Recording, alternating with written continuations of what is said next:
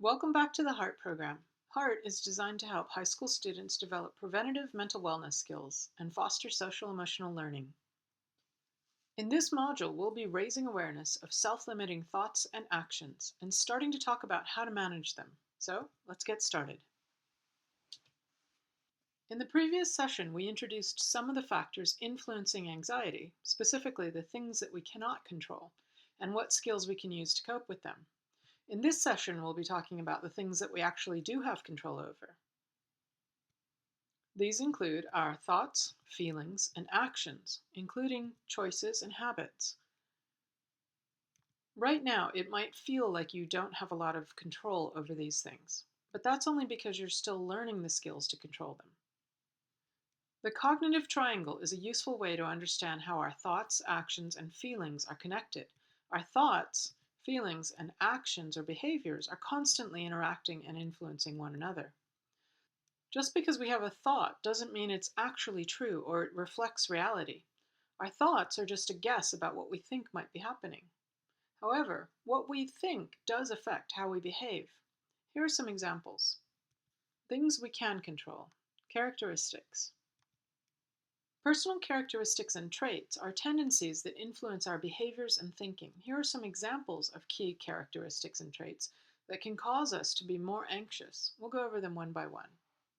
Perfectionism is when we have unrealistically high expectations for ourselves or others, which leads us to frequently be disappointed or critical.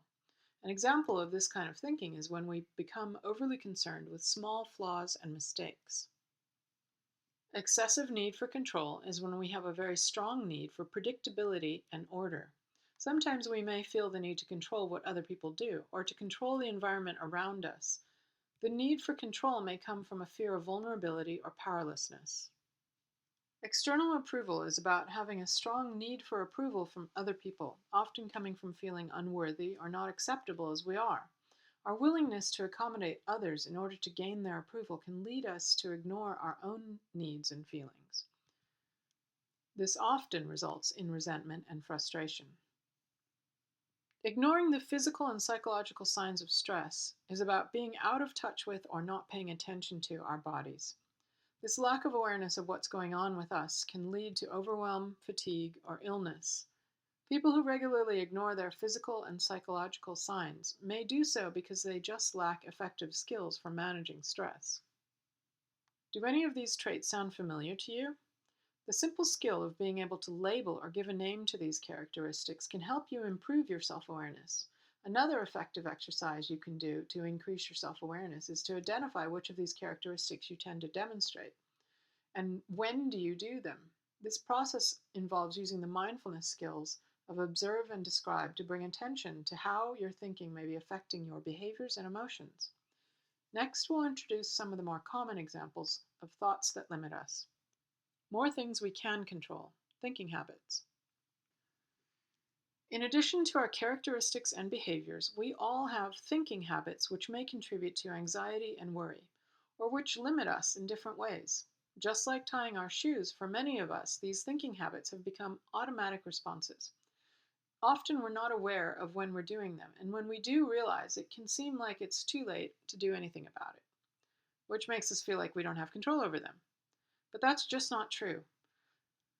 Just like with the characteristics we talked about earlier, perfectionizing, etc., we can first improve our self-awareness using our identify and label skills, and then observe and describe when and how they are affecting us. Here are some examples of thinking habits that undermine us. We'll go over them one by one. Black and white thinking is about seeing things in extremes. If it can't all be done now, what's the point in starting? If it's not perfect, it's a failure. All or nothing. Overgeneralizing is making broad negative conclusions. These are thoughts and statements like I always, or you never, or one thing didn't go well, so that means nothing's going well. Personalizing is when we assume that we are the cause of something that we had nothing to do with. She frowned at me, so she must be mad at me. They're acting that way just to annoy me.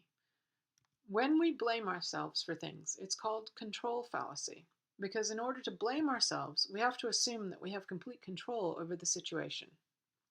Jumping to conclusions. There are two types of jumping to conclusions. The first one is catastrophizing. This is when you know the worst is going to happen. It isn't going to turn out well, you're going to fail, all of that. When it relates to what other people are thinking, it's called mind reading. Negative mental filter and disqualifying the positives. This is when we focus mostly on the negatives and explain away any positive things, like saying it was just luck.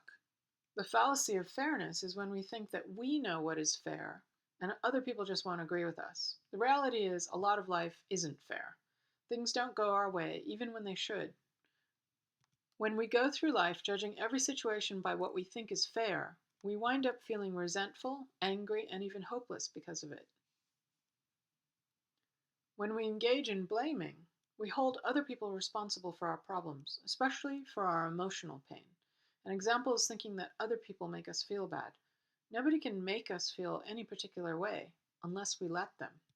Only we have control over our own emotions and emotional reactions.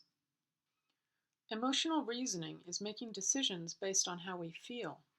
When we allow our feelings to become facts, I feel stupid, therefore I am stupid. That makes me anxious, so it must be bad. Should statements are having a fixed idea of how things should be. This should be easy. I should be smarter. They shouldn't do that. This is called shoulding on ourselves. All right, that's enough. And that's just a sample of common thinking habits. Like we said earlier, we are very good at allowing our brains to imagine possible outcomes and then dwell on the ones that make us uncomfortable. Do you recognize any of these as your favorites?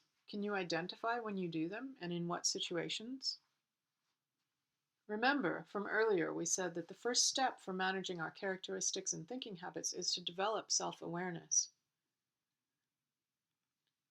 Since habits are so automatic, we have to improve our ability to be mindful of when we're engaging in them.